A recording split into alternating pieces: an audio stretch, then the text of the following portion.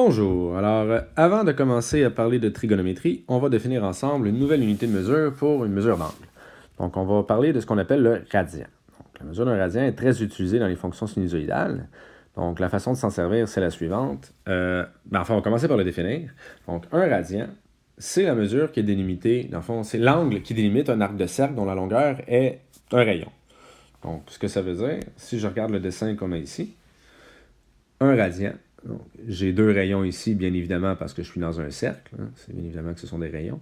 Mais l'arc de cercle ici que j'ai en face de l'angle a également la mesure d'un rayon. Donc, c'est comme un peu, si on veut, un triangle équilatéral, mais avec un des côtés qui est courbé. Bon, c'est pas très mathématique ce que je viens de dire, là, mais c'est pour vous aider à comprendre un peu l'image. Donc, c'est une pointe de tarte. Donc, toutes les mesures des côtés mesurent des rayons, même si c'est pas vraiment un côté vu que c'est courbe. Donc, comment est-ce qu'on fait pour passer d'une mesure en degrés à une mesure en radian et vice-versa? Hein, un peu comme si on parlait de passer des kilomètres aux miles si on va aux États-Unis. Ben, il y a une façon de faire de calculer c'est équivalent à combien, et c'est tout simplement un produit croisé. Donc, on fait une simple proportion pour être capable de passer de l'un à l'autre. Donc, ici, si par exemple, j'essaie de trouver la mesure d'un angle de 2,2 radians. Donc, je veux savoir combien ça vaut en degrés. Mais moi, je sais qu'un cercle, la mesure complète en degrés d'un cercle, c'est 360 degrés. Mais dans un cercle, la mesure d'un cercle complet, en radians, c'est 2π. Je ne me lancerai pas dans les explications pourquoi est-ce que c'est 2π. J'en ai parlé un peu en classe. Si vous voulez avoir plus d'explications, venez me revoir. Là. Je veux vraiment faire la vidéo le plus court possible pour que vous soyez capable de le manipuler.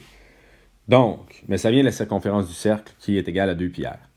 Donc, alors ici, j'ai un angle de 360 degrés. Moi, je veux savoir quelle est la mesure en degrés lorsque celle-ci vaut 2,2 radians. Donc, mon signe d'égalité, là, je répète. Non, c'est pas ça que je voulais faire du tout. Voilà. Donc, voilà. Donc, je fais tout simplement une règle de 3. Donc, ça va donc être égal à 2,2 fois 360 divisé par 2π, ce qui me donne environ 126 degrés. Et si j'essaie de faire le contraire, donc de passer d'un angle en degrés à un angle en radian, mais c'est exactement le même principe, c'est juste que mon inconnu est situé à un endroit différent. Donc, j'ai 60 degrés. Moi, je veux savoir quelle est sa mesure en radian. Mais on sait très bien qu'un cercle complet, c'est 360 degrés. Et qu'un cercle complet en radian, c'est 2π. Je fais donc, encore une fois, une règle de 3. Donc, c'est égal à 60 fois 2π divisé par 360. Et là, lorsqu'on a une mesure d'angle en radian, lorsque c'est possible d'avoir une expression avec des π, on la garde. Parce que les mesures en radian, là, c'est très rarement égal à un nombre, on dirait entier. Donc, c'est plutôt des multiples de π.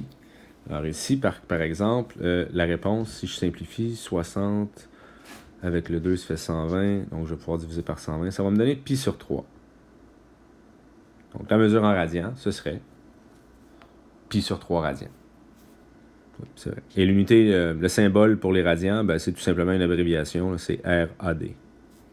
Donc, π sur 3 radians serait la mesure d'un angle de 60 degrés.